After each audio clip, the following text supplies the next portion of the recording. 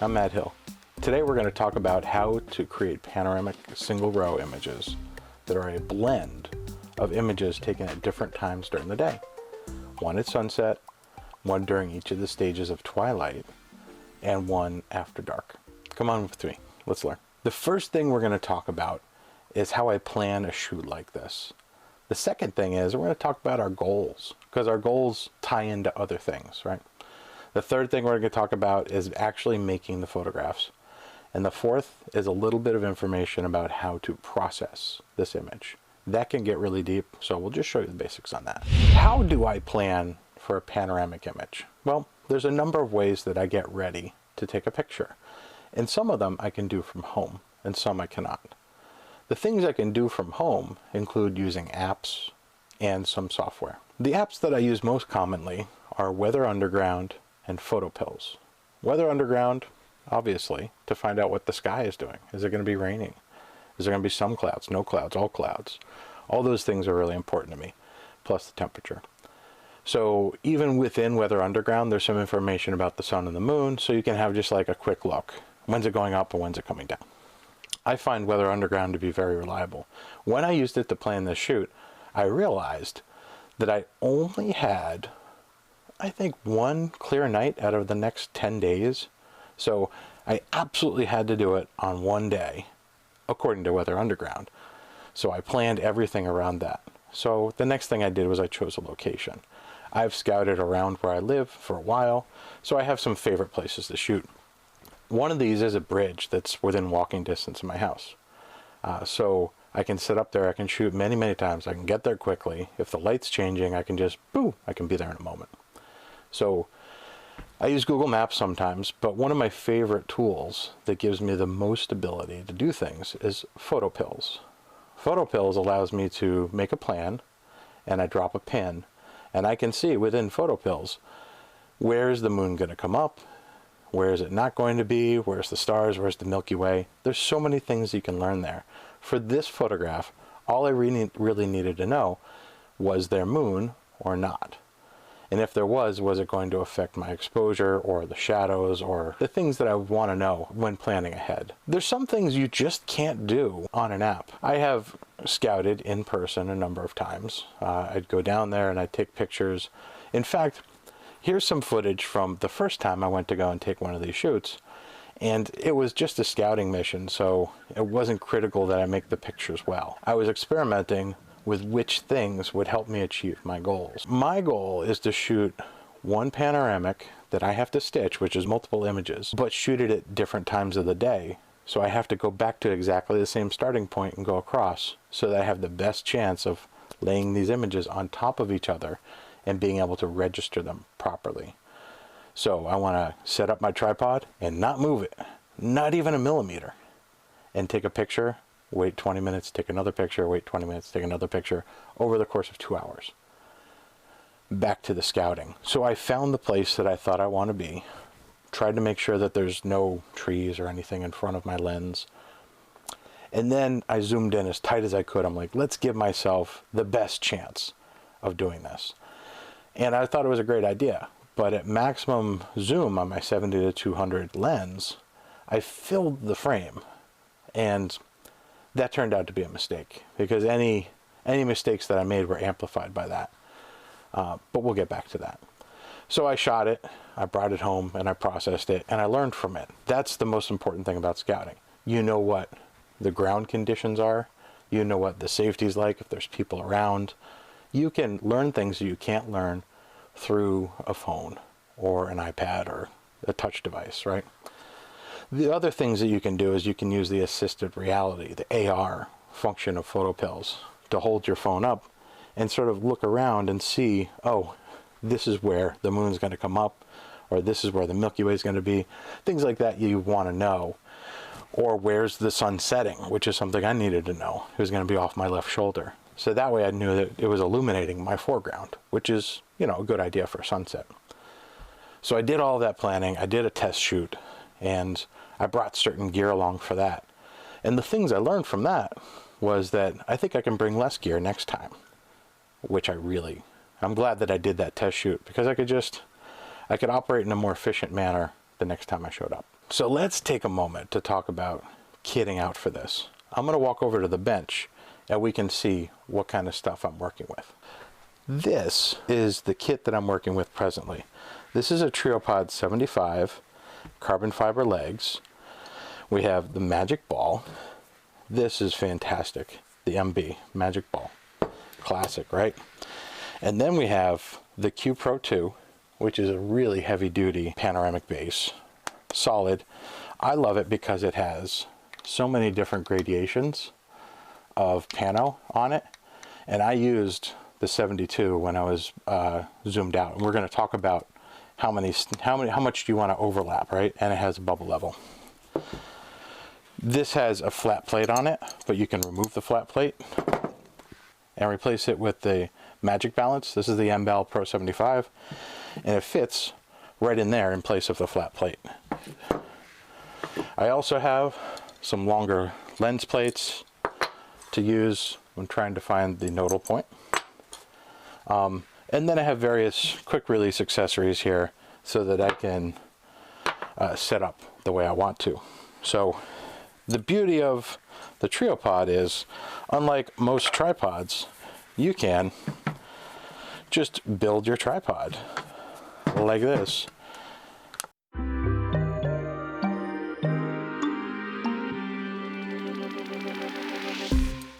So we have the tripod built. And I'm going to spread the legs out a little bit more so we have a more even base here. When I first went out, I started with a magic ball. And you'll notice that without a bushing, this has a 3/8 and a 3/8. So that's a good match, right? And you can mount your camera directly on top of this. You can. It's a 1/4 screw, or if you unscrew this, which you should use the supplied multi-tool, all you have to do is insert that in there, and then I'll show you this. This is a 3/8 and a 1/4 on the other side, and you can flip it over, and now that's a 3/8, which is really, really handy to not have to worry about bushings in the field. So what I needed to do was I needed to mount the Q Pro 2 on top of that. And voila. So now I have a very strong magic ball head and the Q Pro 2, and I'm ready to go. So this was kit number 1. This is how I handled it. And it was really great. And when I went out there, it was good to be able to just level this off because the bubble level's up top and good to go. But what I realized was this is not just a tripod, it's a tripod system. So I said, what if I just mounted this to that? I'm on level ground. I don't really need all of this flexibility if I know I'm just going out to take a pano. So here's what I did. I took this plate and I unscrewed it.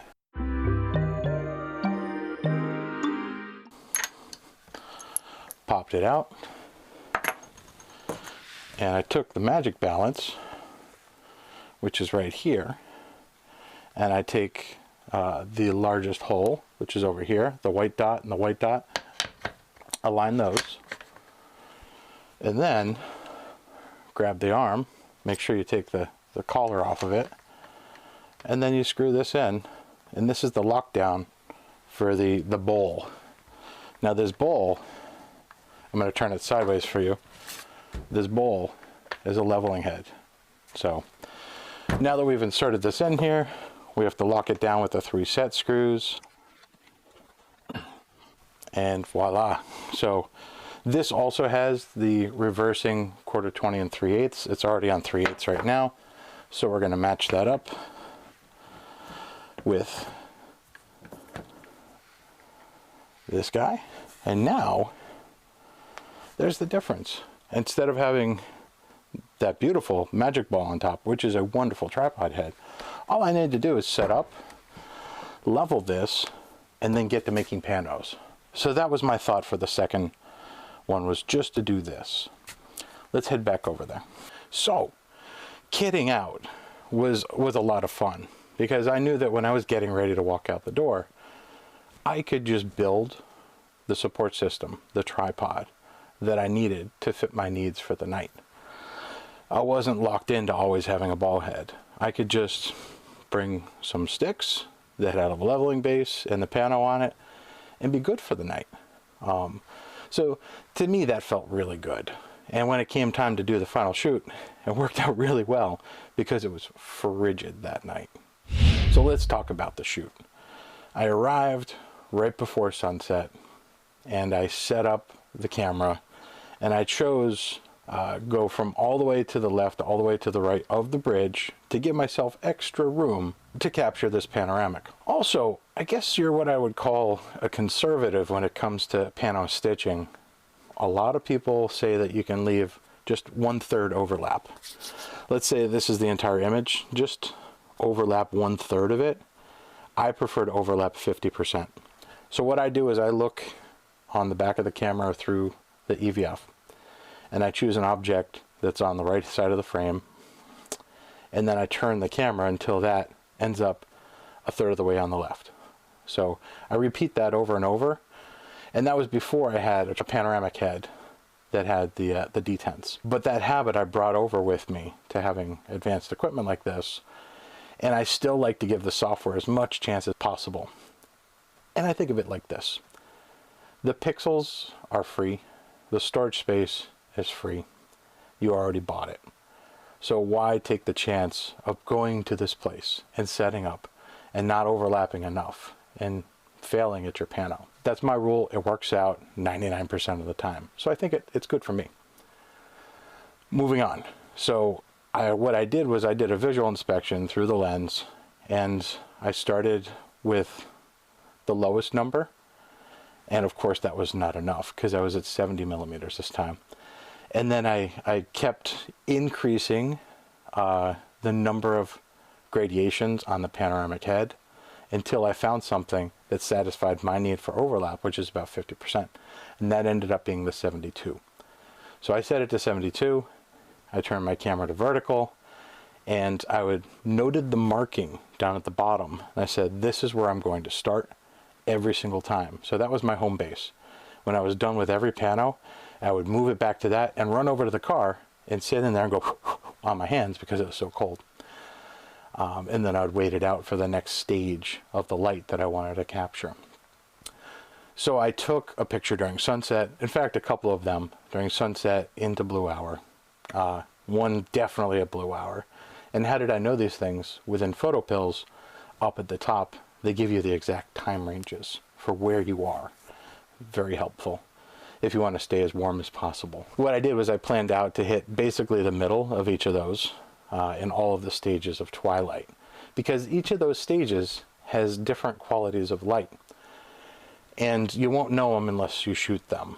So how much light is reflecting off of the atmosphere and creating a soft glow on the landscape versus when do the shadow details really start to die down?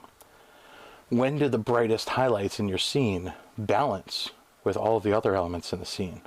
When do they become too bright versus the scene?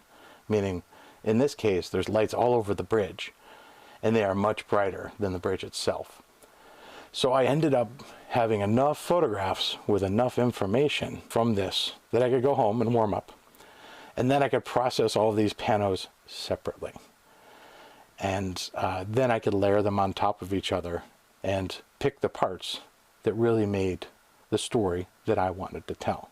Let's talk about the panos. I'm going to pull up the panos in Lightroom. So here's my Lightroom. This is after I've imported everything. And you'll notice that I have rejected some of these images because I realized that I really didn't need to go that far with some of these. And here is one whole row. So I have 1, 2, 3, 4, 5, 6, 7, 8, 9, 10, 11. I have 11 images per stitch. And we'll take a look at what this means. So you can see how much overlap I have here. It's just because I'm a conservative Pano photographer. So I have this first group here, and we will make these a little bit larger so you can see them. There's the first group, and that is definitely reflected sunlight in the atmosphere, no direct sun. That's when I really planned to get there, because the sky started to turn these beautiful colors. That's a classic sort of sunsetty thing, correct? And then I shot a couple of variants of that just to make sure that I got it, because, you know, these things change rather quickly. So you might like one of these sets of colors better than another. And sunsets are notorious for being rapidly changing. So I shot a bunch of those, and then we got to one of my favorite times to shoot, which is when it gets into blue hour here. So you can see that there is still reflected light bouncing off of the clouds behind me and illuminating the bridge here.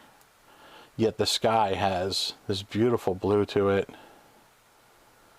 and we're looking at this all the way across. Yeah. And there's a little bit of reflected light on the windows over here. And all of that looks really nice. And this, I knew when I started processing that that would probably be the base of the image, because it's very pleasing to see all of that balanced lighting.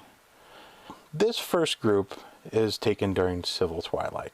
And that's when the sun is from sunset down to -6 degrees. And you see it's characteristic of having a very bright sky.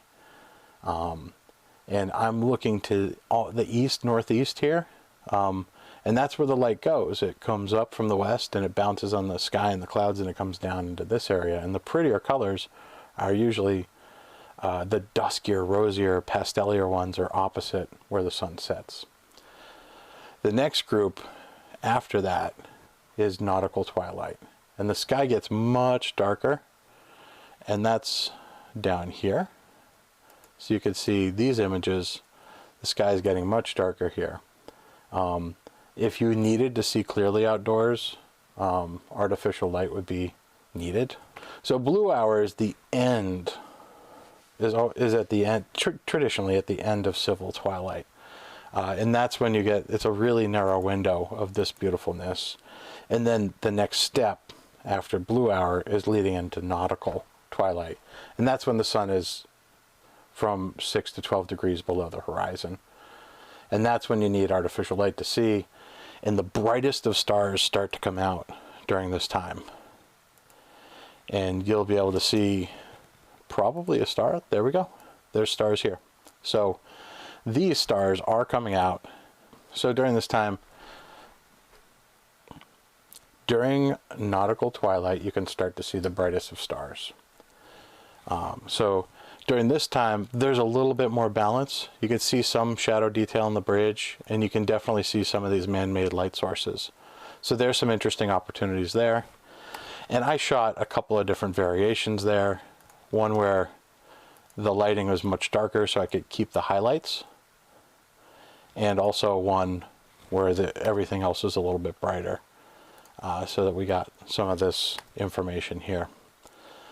And then finally, you have astronomical twilight. The sky is very dark, but it's brighter in a westerly direction. Here I'm facing east, so you'll note that it's a little bit better than it could be. I'm at ISO 3200, 3 seconds at f3.5. So I'm facing north here, and it would just be not as bright as if I had turned around to my left and shot towards the west.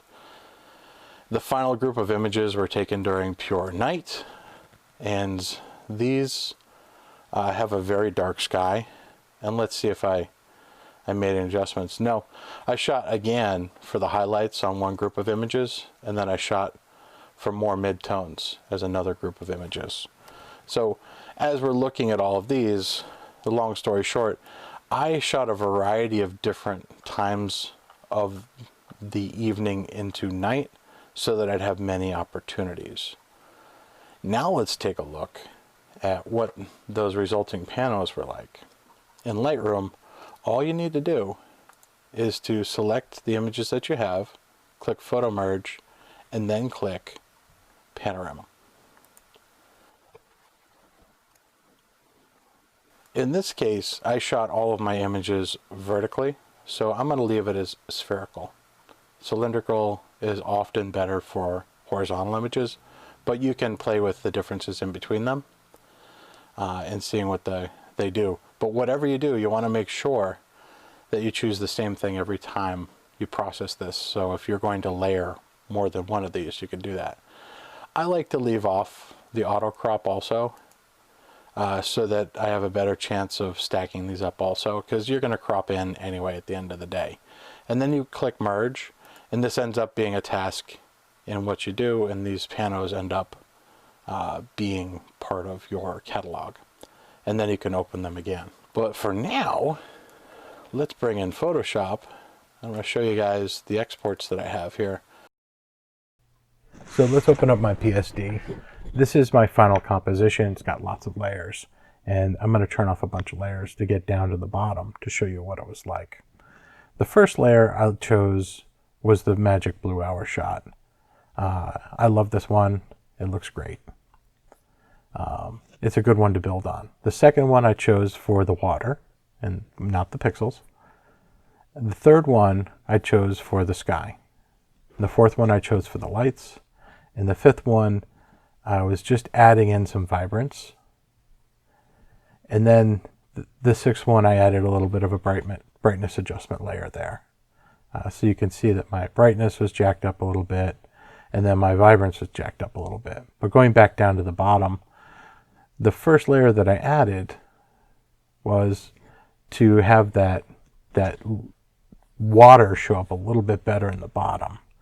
And I used a layer mask to mask off the top part, so I'm only bringing in the bottom. And you can see the mask here.